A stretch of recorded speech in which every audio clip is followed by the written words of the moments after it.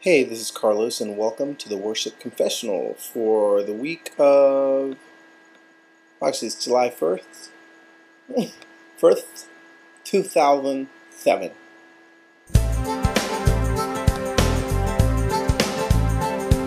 Okay, so I've got to talk a little quiet today because, well, it's 10 to midnight, and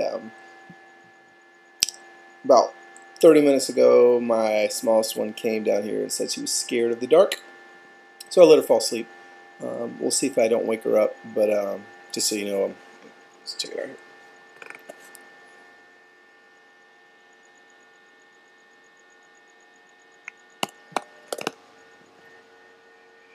Okay, so check it out.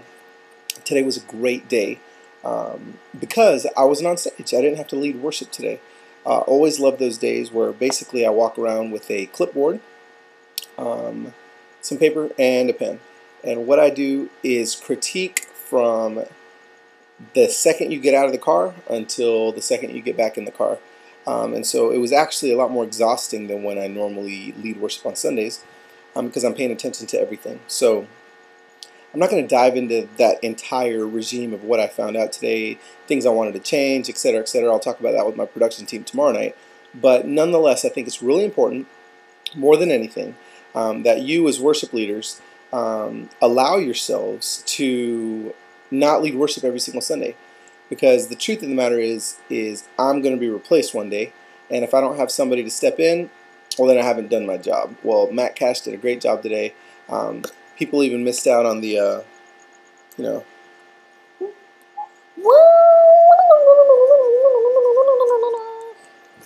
on the skull shirt from stage. I'm doing this thing right now.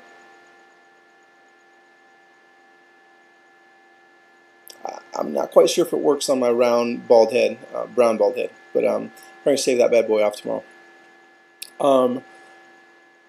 Man, I'm all over the place. It's 10 to midnight, and it's the second week in a row that we've started off the service with a video instead of having Nathan do the announcements and introduce the videos. We just started off the service at 9 o'clock on the dot with the video of James. Basically, he's our youth pastor talking about Frontside. He never really gets a lot of face time on stage. They meet across campus in our church offices, so it was good to get him out there and let the people see that we actually have a youth pastor. It's pretty cool. So while that video is playing, the youth team, missions team that's going to Prague this summer went up on stage, and then Summer, our family ministries director, prayed for them after the video was over, and James got to talk about the kids for a little bit and what they're doing in Prague. And spent a 3-year commitment going over to Prague. So I wanted to introduce my team. On my immediate left is my wife. This is Alyssa. Okay, she is pretty. Okay, and then to my next left is TJ Dooley. He's 15 years old. We have Hillary Moyeda. She's also 15. And yeah, it was really cool. So Summer prayed, and right at the end of the prayer, actually during the prayer, we had Leah on the pad, and then the bass started rumbling, getting ready for Solution. And then Matt Ritchie came in on the lead line of Solution, and the tone was really good, and Matt Cash came out, and so here's a little snippet of Solution.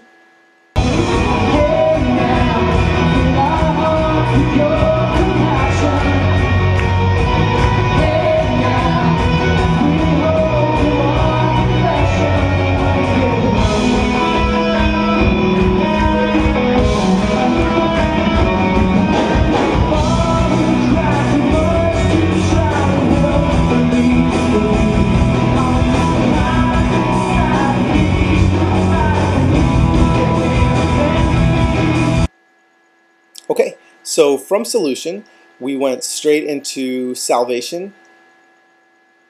Yeah, Salvation, Charlie Hall, old school version. So we started off, with the old school riff. And I think it worked out okay. I kind of snuck that in the set list this week. We've sung that at Sandals for like 7 years.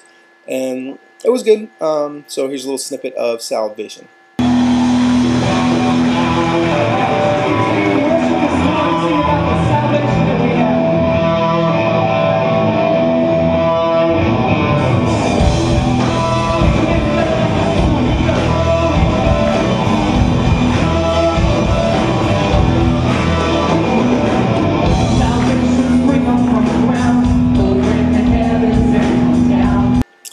we went from there into What the World Will Never Take. Cass put his guitar back on. He didn't necessarily play the guitar the whole time, but guitar. And yeah, so anyway, What the World Will Never Take, here's a little snippet of that. It was, yeah, I'm not a super huge fan of that song, but it works, and it's working at Sandals right now. So anyway, like I said, here's a little snippet of Cash doing that.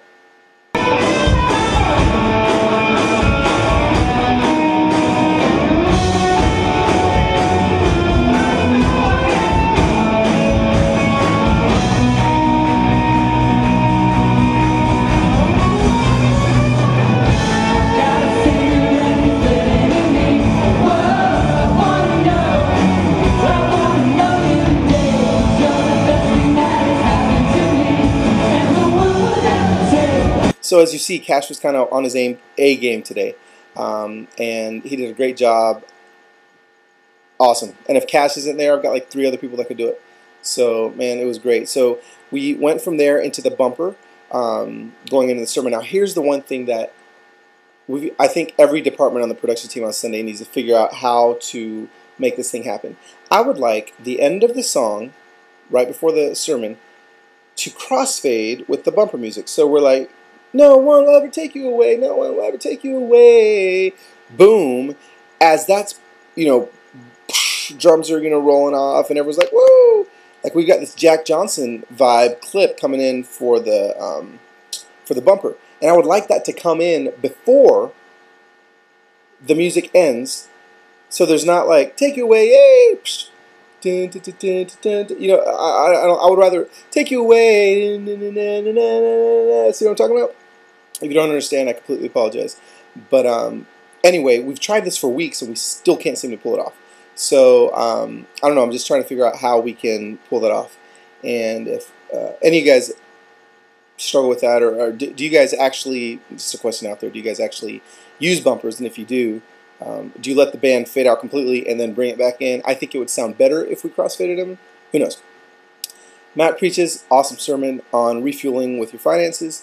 And then we get back up on stage, and Becca in the morning and Brittany at night sang Hosanna off the New United, second week in a row. That song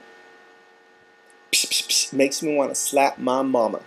I'm just not even going to say anything. I'm just going to let you hear it. Becca and Brittany did a great job. Here's Becca in the morning singing Hosanna.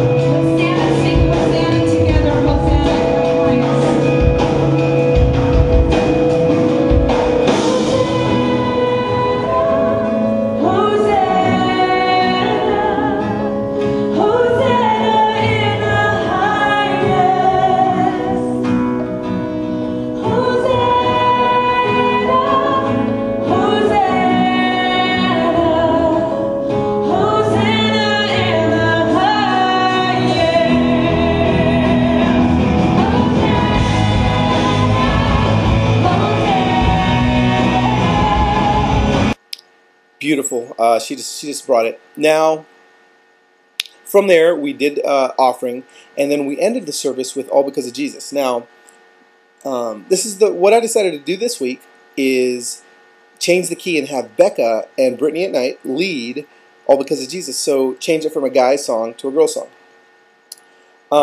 My bad. I didn't tell the band that was going to happen, so band practice ran a little long because we were having to kind of refigure it out. After I heard it today, that song, it didn't work. It didn't work with the female leading it. Now, I'm trying to figure out why. It's not because the female didn't pull off the vocal. It's because the intonation and the tone, I think, of the instruments that were playing it, like the guitars, they were on a much lower register, and the lead line sounded really funny. Maybe it's because I've heard it done the other way 1,000 times, but it just didn't work. It didn't fit. Sometimes you can take a guy song and make it into a girl song, like The Stand, and it works perfectly. But this one, I don't think we're going to do female-led again. So I think it was a mistake. And Matt Ritchie and I, my music director, talked about it a little bit today. And just with the musicianship, I just don't think it lends itself well to that song.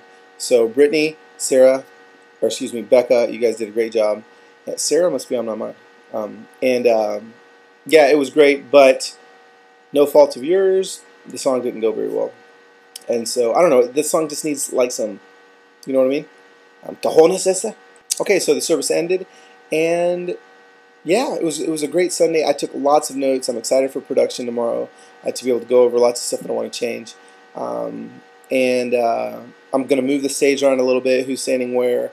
And it was great. We had Brad. We had actually two male vocals. Brad was on background vocals today, and Matt Cash was on lead vocal, obviously. So that was cool to have that going on. It was just a little different flavor. So yeah, there you go, the Worship Confessional for July 1st, 2007. And confess yourself, peeps. That's all I got to say.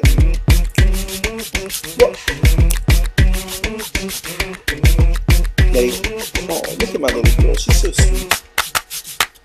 I got plans tonight, and you know what I like, and you're approaching me right, but I gotta make sure it's right for me.